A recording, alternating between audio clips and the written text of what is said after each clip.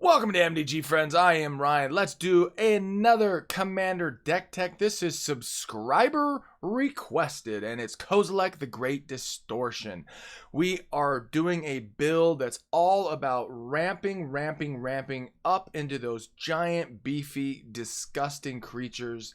That is just super fun. There's an alt-win combo condition in here as well, and just some really fun pieces. So let's jump right in and talk about the Commander first. Kozilek the Great Distortion. It's an 8 colorless. When you cast Kozilek the Great Distortion, if you have fewer than 7 cards in hand, draw cards equal to the difference. So it's going to put cards back in our hand. That's lovely. It's got Menace as an extra bonus, and then discard a card with converted mana cost X. Counter target spell with converted mana cost X. This extra little beefy blue type counter spell ability mechanic, which is just incredible. All right, so let's jump into the packages. And of course, as always, as usual, if you are new to the channel, hit subscribe button, hit the like button and the alerts. And if you are a subscriber, thank you for your support. All right, so we got the ramp section. Like I said, we got a bunch of ramp. We got 18 pieces of that. We got a nice little combo piece in here, the land package, removal, Tapalicious, all about untapping and tapping different artifacts, creatures, etc. We got a few draw pieces, some serious shenanigans this time around. We got a shenanigans segment. We got a few tutors and a little bit of control, and then we have the maybe board sideboard for swapping in and out at your leisure. All right, let's jump into the ramp, and we'll blast through this relatively quickly so we can get through to all this stuff. All right, double masters. That's not where that's from. Oh yeah, you can get it all the way back from revised. All right, so we'll look at the double masters versions. Basalt Monolith doesn't untap during your untap step. Add colorless, and then you can do 3 untap Basalt Monolith. And then we got a nice little untap, tap, untap shenanigans going on that, which we'll talk about later. Burnished Hart, just to get more cards in there. It's a 3-drop 2/2. You pay 3, sack it. You can search your library for up to 2 basic lands. Keep in mind that a wastes land is a basic land. Expedition map. We are running Tron in here, so this is how we can go fetch up one of the pieces of Tron. Forsaken Monument, just a great one out of Zendikar Rising for artifact colorless stuff.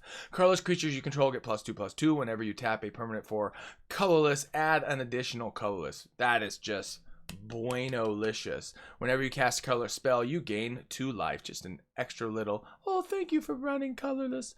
Foundry Inspector, this one reduces artifact spells by 1. Geode Golem, it's a 5-drop trample. Whenever Geode Golem deals combat damage to a player, you may cast your commander from the command zone without paying its mana cost. Hee hee ha ha, we like that. Especially if we can tease out Kozilek with Geode Golem. We like. Hedron Archive, 4-drop to tap for 2 colorless. And you could sack it for 2 and draw 2 cards. Jeweled Lotus, yep, because we want to just ramp up as quickly as possible. Jorah's Familiar, did I say it right? I don't know. 4-drop 2/2. Historic spells you cast cost 1 less to cast, and notice the print. Artifacts, legendaries, and sagas are historic. All right, Kozilek's Channeler lets us do tap for 2 mana. Then we got Mana Crypt, of course, free Soul Ring. Metal Worker, which is just unbelievably powerful in this kind of a situation. It is a spendy card, so yes, run it if you have it. If you don't, you could certainly put in something like a Mind Stone or something if it's a budgetary situation you got going on. You can tap, reveal any number of artifact cards in your hand, add 2 colorless mana to your mana pool for each card revealed this way. So you got 5 artifacts in your hand. You could do that 5 times 2 mana. Ho, ho, ho, ho, ho, ho. That's why this one is a spendier card, and it's an old card. All right, Mox Opal, Metalcraft, add 1 mana of any color. Activate this ability only if you control 3 or more artifacts, which is very, very likely. Palladium Mirror for 3, add 2 colorless. Soul Ring, Solemn Simulacrum, Woo! Yes, 4-drop, you get to fetch up a card in the form of a land, a basic land, and then when it dies, you can draw a card. 3 Dynamo, you can tap for 3 colorless. And then we have just a little bit more ramp. This is in the form of reduction, although this wears many hats. Ugin the Ineffable for 6. Colorless spells you cast cost 2 less to cast. And then you can do some fun stuff with the +1 mechanic, which is exile the top card of your library face down and look at it. Create a 2/2 colorless spirit creature token. When that token leaves the battlefield, put the exiled card into your hand.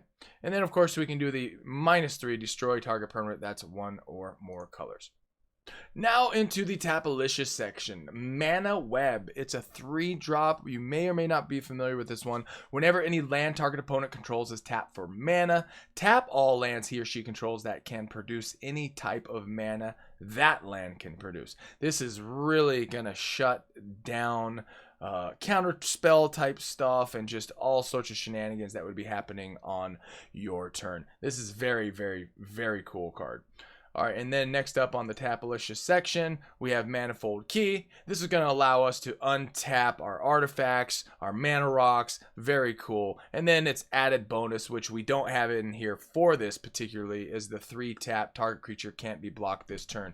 We are running a couple of Infect cards in here, so that could be useful in that kind of a situation. Staff of Domination. Same thing here where we can untap the staff, you can gain 1 life, you can untap a creature, tap a creature, draw a card. I mean, just so versatile, so versatile. Now this one is so janky, so fun. As long as Storage Matrix is untapped, instead of each player untapping the permanents he or she controls during his or her untapped step, that player chooses artifacts, creatures, or lands and untaps all permanents of the chosen type he or she controls. So we're really slowing it down. Us being able to untap things with staffs and those kinds of things and keys is really, really helpful once this thing ends up on the battlefield. Again, we have Voltaic Key, which is for 1 untapped target artifact. And then we have Winter Orb, because we really want to just slow things down once we have all of our pieces in play. Player may not untap more than 1 land during the untap phase of each of his or her turns. Gonna be making friends with this one, I'll tell you what. Now we got a little bit of control as well. During each player's turn, spells played by another player cost an additional 3. So that is very nice when it's your turn. Lodestone Golem for 4 non-artifact spells costs 1 more to cast. Trinisphere, this really is going to shut down combo pieces for your opponents as long as Trinisphere is untapped. Each spell that would cost less than 3 mana to play costs 3 mana to play. I can think of many, many reasons why this is super useful, especially for boards that want to go wide or little combo pieces or storm pieces, all that kind of stuff. This just, boom, shuts that stuff down.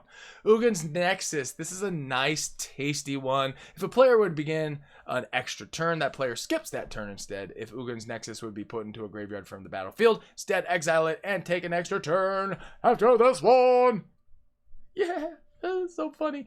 Probably one of the more swappable cards if you just don't want to do that kind of trickery, that kind of janky jank, and you want to dump another maybe big Eldrazi creature in there. But I like this card. I run this card. All right, Void Winnower for 9. Your opponent can't cast spells with even converted mana costs. Your opponents can't block with creatures with even converted mana costs. Just a very janky, fun Eldrazi. Ward of Bones for 6. Each opponent who controls more creatures than you can't play creature cards. Same is true for artifacts, enchantments, and lands. So if somebody just starts getting way out of control with landfall or land drops or creature drops, this just starts to slow it down and just start doing this to them. And make sure you don't smile too hard when it's happening, because it's gonna happen. All right, here's that really interesting combo piece. We got Grindstone and Painter's Servant. So the dealio with this is you got Painter's Servant out with Grindstone, and then you tap it for 3. Put the top 2 cards of target player's library into the player's graveyard. If both cards share at least 1 color, repeat this process. And the way we repeat it infinitely is by having Painter's Servant out for a measly 2-drop. As Painter's Servant comes into play, choose a color. All cards that aren't in play, spells and permanents, are the chosen color in addition to their other colors. So that makes the Grindstone repeatable. Boom, boom, boom, boom. Scoop. Next game. All right. Now we're into protections, a little bit of protection, and that is Darksteel Forge for 9. Artifacts you control have indestructible. Platinum Angel for 7. Flyer 4/4. You can't lose the game, and your opponents can't win the game. Boom, shellac-a-lac. So if you read between the lines, if you weren't super familiar with this, they can certainly lose the game while Platinum Angel is in play. Absolutamundo. All right, so then we have Platinum Empyrean. It's an 8-drop 8/8. I wasn't super familiar with this card. I had totally forgotten about this card. Your life total can't change. Boom. Microphone drop. Love that card. Endbringer. We are into some draw now. This one wears multiple hats, of course. Untap Endbringer during each other player's untap step. You can tap it and ping somebody for 1 damage, player or creature. You can tap it for 1, target creature can't attack or block this turn, or you can tap it for 2, draw a card. Just fantastic utility creature. And speaking of draw, and also double duty on this, is Kozilek, Butcher of Truth. 10-drop. Whenever you cast a spell, draw 4 cards. So it's draw, which is nice. Annihilator 4, which when this creature attacks, defending player sacrifices 4 permanents. Annihilator is just the most janky, disgusting, awesome mechanic ever. I mean, holy moly. I mean, can you imagine if something had Annihilator and Infect or something? I mean, gives you pause. Whenever Kozilek, Butcher of Truth, is put into a graveyard from anywhere, its owner shuffles their graveyard into their library. I like that because if they whack-a-mole Kozilek, Butcher of Truth, they can't go reanimate it out of your deck, which is nice. And you know, actually, even if it did get reanimated, it's not being cast. So that's nice. That's nice. Something to keep in mind. All right, Sandstone Oracle for 7 flying. When Sandstone Oracle enters the battlefield, choose an opponent. If that player has more cards in hand than you, draw cards equal to the difference. That's some serious draw mechanic. Scroll Rack for 2. 1 tap, exile any number of cards from your hand face down. Put that many cards from the top of your library into your hand. Then look at the exiled cards and put them on top of your library in any order. So basically, you can get a new batch of cards in your hand, which is very good. Very good indeed. All right, so let's go on. Let's move on. Sensei's Divining Top. Sensei. 1 drop. You look at the top 3 cards of your library, then put them back in any order. Then you tap, draw a card, then put Sensei's Divining Top on top of his owner's library.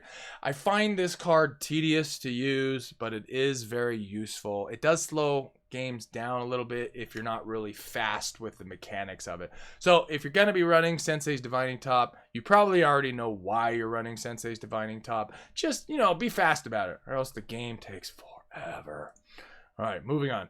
Conduit of Ruin, 6-drop Eldrazi. We love Eldrazi and colorless. Whenever you cast Conduit of Ruin, you may search your library for a colorless creature card with converted mana cost 7 or greater, which we have plenty of those. Reveal it, then shuffle your library and put that card on top of it. The first creature spell you cast each turn costs 2 less to cast. So it's got reduction as well as tutoring. I really like that.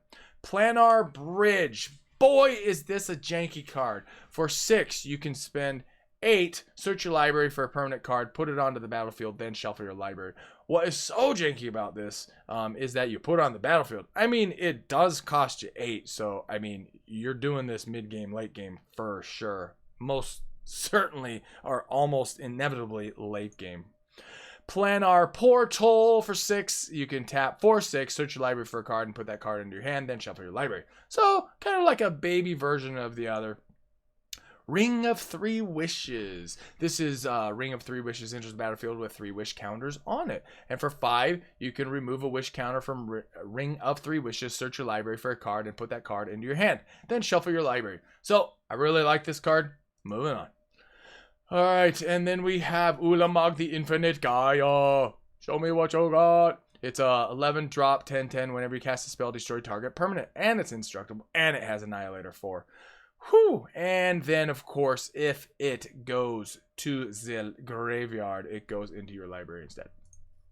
Now for the land package, we got Ancient Tomb, add 2 colorless, and it deals 2 damage to you. Next up is Blast Zone. You can add counters on it, and then you can sack the land, and then remove anything that has that mana base. So, for instance, if you put 4 charge counters on it, you can wipe out whatever's 4 mana cost, etc., etc. Blinkmoth Well, you can tap it for 2 and tap target non-creature artifact. Bonders Enclave, this is for if we have a beefy creature out there, we can tap it for 3, and if it has power 4 or more, we can draw a card. Buried Ruin, we can sack it for 2, return target artifact card from your graveyard to your hand. Cavern of Souls, since we are running a fair amount of Eldrazi specifically, this makes it so they aren't counterable. Crawling Barrens, if we keep getting board wipes, this is where we can keep beefing up this thing as an elemental creature, keep whacking them in the face. Crystal Vein, you can tap for colorless, or you can sack it and add 2 colorless. Darksteel Citadel, you tap for colorless, and it's indestructible. Eldrazi Temple, this is nice. It's got the tap for colorless, but you can also tap and add 2, and you spend this on Eldrazi spells or activated abilities of Eldrazi. Emergence Zone, this is pretty funny. You can sack it, and then you can cast your spells as though they had flash, which is very, very funny if you're doing it at the end step of your opponents right before you start up. Then you got some serious creatures going without summoning sickness. Eye of Ugin, colorless spells. Colorless Eldrazi spells you cast cost 2 less to cast. And for 7, you could tap, search your library for a colorless creature card, reveal it, put it in your hand, then shuffle your library. Field of the Dead, yep, we got plenty of cards to get this to start activating for 2/2 black zombie creatures. And this is if you have 7 or more lands with different names, which we'll definitely have. Gargoyle Castle, you can, for 5, sack it and put a 3/4 colorless Gargoyle artifact creature token with flying onto the battlefield. Ghost Town, you can return it to your hand during another player's turn. Haunted Fengraf, for 3, you can sack it and return a creature card at random from your graveyard to your hand.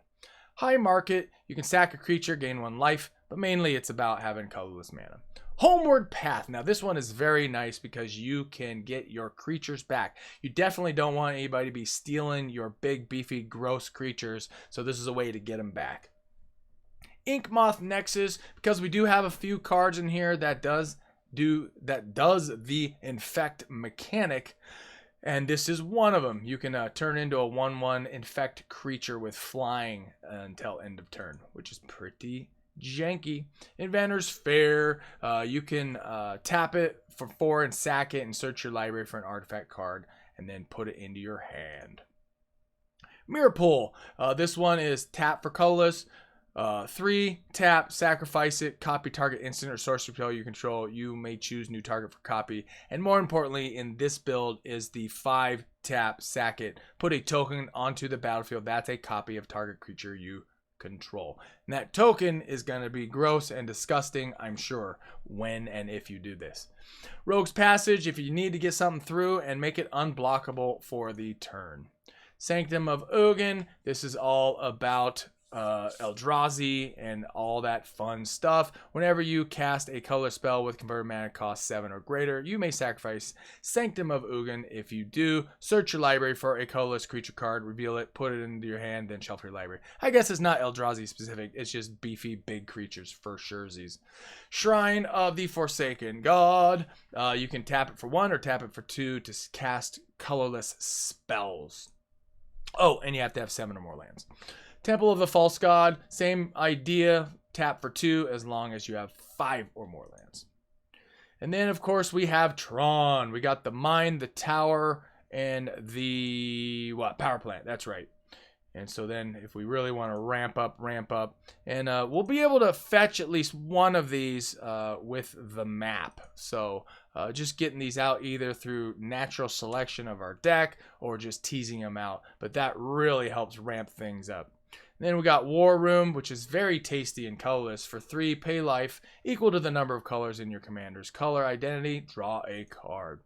And then we have a few wastes. All right, let's deal with removal. All is dust. Each player sacrifice all colored permanents he or she controls, which means not yours. I like it. Duplicant. This one is whenever a duplicant enters the battlefield, you may exile target non-token creature. As long as a card exiled with duplicant is a creature card, duplicant has the power, toughness, and creature types of the last creature card exiled with duplicant. It's still a shapeshifter. So not only does it do removal for you, but then you also get that for your side of things. Alright, Karn liberated. Target player exiles a card from their hand. Exile target permanent, and then if for some reason you do its ultimate, you get to restart the game, leaving in exile all non-aura permanent cards exiled with Karn liberated, then put those cards onto the battlefield under your control. That's a game changer right there, folks. Game changer indeed. Reality Smasher. It's trample, haste. Whenever Reality Smasher becomes the target of a spell an opponent controls, counter that spell unless its controller discards a card. Yeah, buddy. Scour from existence, exile target permanent for 7. Steel Hellkite 6, flying for 2. It gets +1 until end of turn, but more importantly, X Factor. Destroy each non-land permanent with converted mana cost X whose controller was dealt combat damage by Steel Hellkite this turn. Activate this ability only once each turn. Thought Not Seer. When Thought Not Seer enters the battlefield, target opponent reveals his or her hand. You choose a non-land card from it and exile that card. I like that this is a 4-drop. Whenever Thought Not Seer leaves the battlefield, target opponent draws a card. Which, you know, whatever. That's fine. Titan's Presence for 3. As an additional cost to cast Titan's Presence, reveal a colorless creature card from your hand, which is going to be very doable. Exile target creature if its power is less than or equal to the revealed card's power. Yeah, indeed. And then just a few more, folks. Ugin the Spirit Dragon. As of this recording, this thing is in standard play. Haven't been seeing it a lot recently, but it is just super bueno colorless card. Planeswalker Ugin the Spirit Dragon deals 3 damage to target creature or player for its +2. It's -X. Exile each permanent with converted mana cost X or less. That's 1 or more colors. Love that it's going to affect the rest of the board, but not you. And then it's ultimate. You gain 7 life, draw 7 cards, and put up to 7 permanent cards from your hand onto the battlefield. Boom, shellac-a-lac, boom. Blightsteel Colossus, one of my top 5 cards of all time. Trample Infect. It's indestructible. It's a 12/11/11. If Blightsteel Colossus would be put into a graveyard from anywhere, reveal Blightsteel Colossus and shovel it into its owner's library instead. Yes, one of a few non-Eldrazi cards in here. I love that it has Infect. So in essence, you get this out, and for some reason you have haste, or there's a way to tease it out. You can go ahead and smack somebody for Infect damage to win the game. Crashing Drawbridge. Speaking of how to give them haste, this is such a janky, fun, common card out of Throne of Eldraine. Creatures you control gain haste until end of turn. What? That's right. Don't forget about this nice little dude.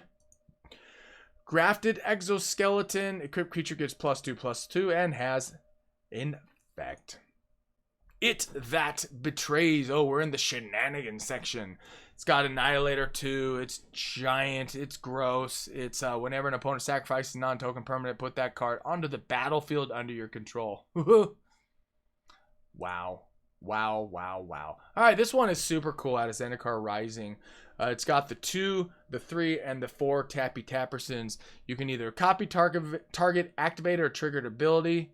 You can copy target instant or sorcery spell, and you can copy target permanent spell you control. These are all ones that you control. Just a very fantastic way to double up on some of the mechanics we got going on. All right, Mirror Retriever. Whenever Mirror Retriever is put into a graveyard from play, return another target artifact card from your graveyard to your hand. And then Mystic Forge. This allows us to look at the top of our deck. You may look at the top card of your library anytime. You may cast the top card of your library if it's an artifact card or a colorless non-land card. Pay 1 life, exile the top card of your library. Love this in a colorless deck. Oblivion Sower. When you cast Oblivion Sower, target opponent exiles the top 4 cards of his or her library. Then you may put any number of land cards that player owns from exile onto the battlefield under your control. Yes. Oh, so much text in these cards. Holy moly. Oh. I long for the simpler times in MTG life. But you know what? Whatever. It's all good. Just adds even more layers of complexity to it. Scarecrow for 3. At least this one's pretty simple. You can sack a Scarecrow, draw a card, which you could sack itself if you want, because this is the only Scarecrow we're running. And for 4, return target artifact creature card from the graveyard to play. Boom. Yes. Microphone drop on that one too. Ulamog, the Ceaseless Hunger. Whenever you cast it, exile 2 target permanents. Indestructible, and whenever Ulamog attacks, defending player exiles the top 20 cards of his or her library. That is just super overpowered, and that's why we're running it. Walking Ballista. We're all familiar with Walking Ballista, right? Well, let's go through it anyways. Walking Ballista enters the battlefield with X 1/1 counters on it. For 4, put a 1/1 counter on it, and remove a 1/1 counter that does 1 damage to any target. Yep. And yup. Wormcoil Engine. We're all familiar with this one too, right? Death Touch, Lifelink, 6/6, bad boy. Whenever Wormcoil Engine dies, you create 2 tokens that are a 3/3 Lifelinker and a Death Toucher. That brings us back to the commander, Kozilek, the Great Distortion. Thanks for making it to the end with us. Check out our other episodes, and thanks for being a subscriber. Check you later.